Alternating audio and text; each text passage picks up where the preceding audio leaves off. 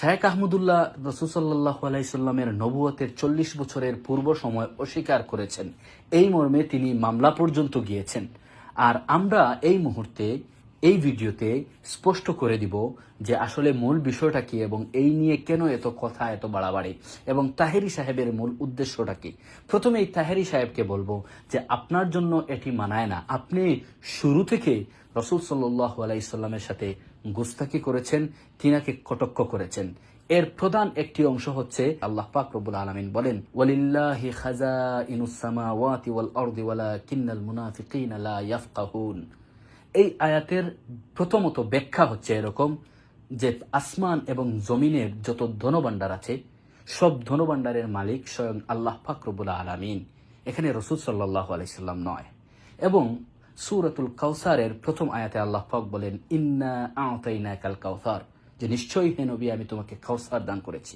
এই দুই আয়াতের ব্যাখ্যার উপরে আমি কিছু আলোচনা করব আপনাদের সামনে। আল্লাহর হাবিব মুহাম্মদুর রাসূলুল্লাহ সাল্লাল্লাহু আলাইহি সাল্লাম এই পৃথিবী সৃষ্টি করার আগে, মানব জাতি সৃষ্টি করার পূর্বে এবং হযরত আদম আলাইহিস সালাতু ওয়াস সালামকে রূহ দান করার পূর্বে নবী করিম সাল্লাল্লাহু আলাইহি সাল্লামকে নবী হিসাবে আল্লাহ পাক মনোনীত করেছেন।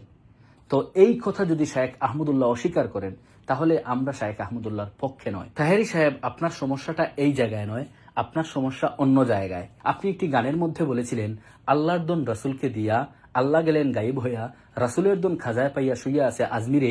এই যে একটি গানটা আপনি পরিবেশন করেছিলেন, এই গান একটা মুশরিকি গান। এই গানের ব্যাখ্যা আপনার কাছে চাওয়া হলে আপনি ব্যাখ্যা এভাবে দিয়েছেন। এবং গত ভিডিওতে কিছুদিন আগে, 2-3 দিন আগে একটা মাহফিলে আপনি বলেছেন, আপনি এই কথার উপর অটল এখনো আছেন যে আপনার ব্যাখ্যা হচ্ছে ইন্না আ'তাইনাকাল কাউসার দিয়ে। এই আয়াতের ব্যাখ্যায় আপনি বলছেন যে আল্লাহ পাক রব্বুল আলামিন রাসূল সাল্লাল্লাহু আলাইহি ওয়াসাল্লামকে কাউসার দান করেছেন আর রাসূল সাল্লাল্লাহু আলাইহি ওয়াসাল্লামের ওলি আউলিয়াদেরকে তিনি দান করেছেন। সেই ধারাবাহিকতায় খাজা বাবা পেয়েছে আর খাজা বাবা থেকে আমরা পাচ্ছি। এটি ভুল ব্যাখ্যা। আপনি এই ব্যাখ্যা দিয়ে সাধারণ মানুষকে বোঝাতে পারেন কিন্তু জ্ঞানীদেরকে বোঝাতে পারবেন না। ইন্না আ'তাইনাকাল কাউসার, এই আয়াতের অনেক ব্যাখ্যা আছে যে আল্লাহ পাক রাসূল সাল্লাল্লাহু আলাইহি ওয়াসাল্লামকে কাউসার দান করেছেন। এটি আমি ছোট মানুষ, আমি ছাত্র মানুষ, আমি উলামায়ে কেরামের কাছ থেকে যা পেয়েছি আপনাকে তা বলছি, আমার উস্তাদদের কাছ থেকে যা পেয়েছি তা বলে শোনাচ্ছি। কাউসার শব্দের অনেক অর্থ হয়। এর প্রথম ব্যাখ্যা হচ্ছে যে কিয়ামতের কঠিন দিবসে আল্লাহ পাক রব্বুল আলামিনের কাছে রাসূল সাল্লাল্লাহু আলাইহি ওয়াসাল্লাম সুপারিশ করবেন যে বিচার কার্য শুরু করার জন্য। এই সুপারিশের পর আল্লাহ পাক রব্বুল আলামিন বিচার কার্য শুরু করবেন। এই সুপারিশের ক্ষমতা আল্লাহ পাক রাসূল সাল্লাল্লাহু আলাইহি সাল্লামকে দিয়েছেন। তো কাউসার শব্দের এই একটি ব্যাখ্যা। কাউসার শব্দের আরেকটি ব্যাখ্যা হচ্ছে মাকামে মাহমুদ। আল্লাহ পাক রব্বুল আলামিন কিয়ামতের মাঠে রাসূল সাল্লাল্লাহু আলাইহি সাল্লামকে সর্বোচ্চ আসনের অধিকারী করবেন। কাউসার শব্দের এই হচ্ছে আরেকটি ব্যাখ্যা। আরেকটি ব্যাখ্যা হচ্ছে কিয়ামতের মাঠে রাসূল সাল্লাল্লাহু আলাইহি সাল্লামের উম্মতরা বেশি থাকবে।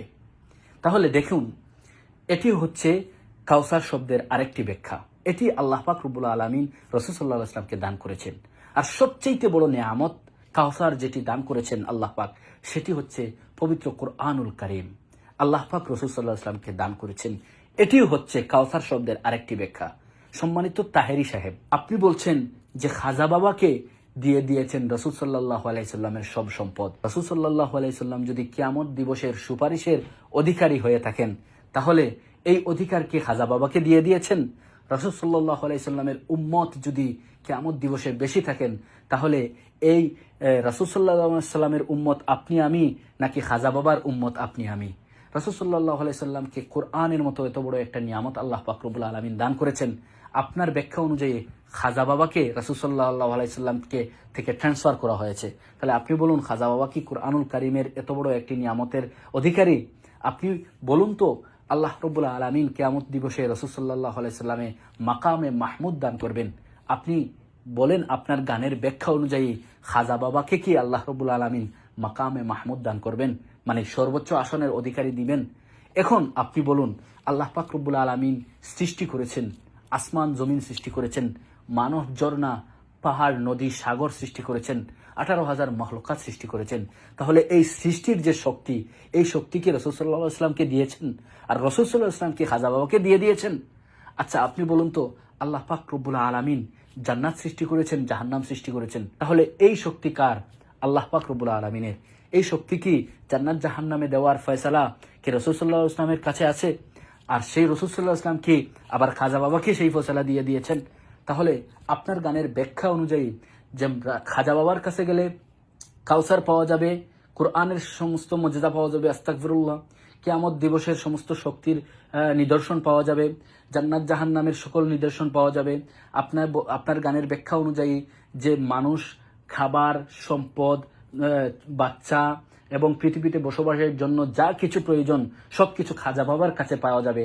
যেহেতু আপনি গানের মধ্যে বলছেন আল্লাহ সম্পদ রসুলকে দিয়ে, আল্লাহ গায়েব হয়ে গেছেন, আবার রসুল খাজা বাবাকে দিয়ে দিয়েছেন, তাহলে আল্লাহ এবং রসুল সাল্লাল্লাহু আলাইহি ওয়াসাল্লামকে আপনি বাদ দিয়ে দিলেন, উনাদের সমস্ত সম্পদ খাজা বাবার কাছে আপনার গানের ব্যাখ্যা অনুযায়ী।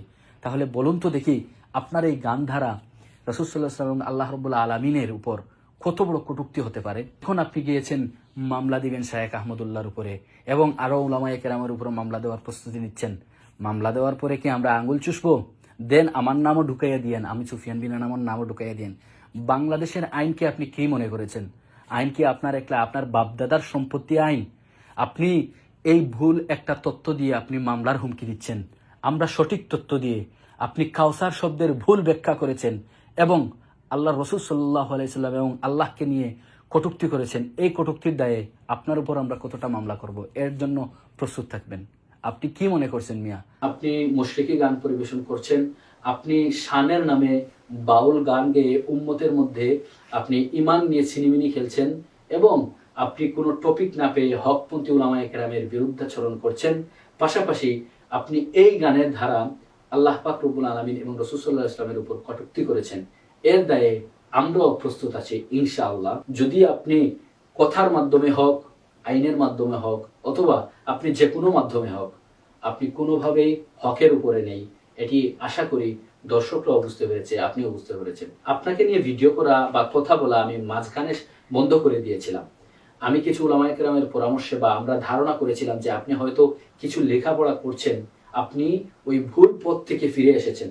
শুনে রাখুন তাহেরি সাহেব, অন্তর থেকে বলছি, আপনি যদি হক পথে চলে আসেন এবং আপনি এই শানের নামে মুশরিকি গান পরিবেশন করা বন্ধ করেন, লাফালাফি বন্ধ করে দেন, আপনি যদি হক কথা বলেন, কোরআনের সহি কথাগুলো আপনি উম্মতের মাঝে বা সমাজের মাঝে বিলিয়ে দেন, আপনার কণ্ঠ ভালো, আপনি কথা বলতে জানেন, যদি আপনার এই কণ্ঠ এবং কথা বলার যোগ্যতা দিয়ে আপনি কোরআন হাদিসের সঠিক তত্ত্ব মানুষের সামনে উপস্থাপন করতে পারেন, কসম করে বলছি আমরা আপনাদের পক্ষে আছি, আমরা আপনার পক্ষে আছি।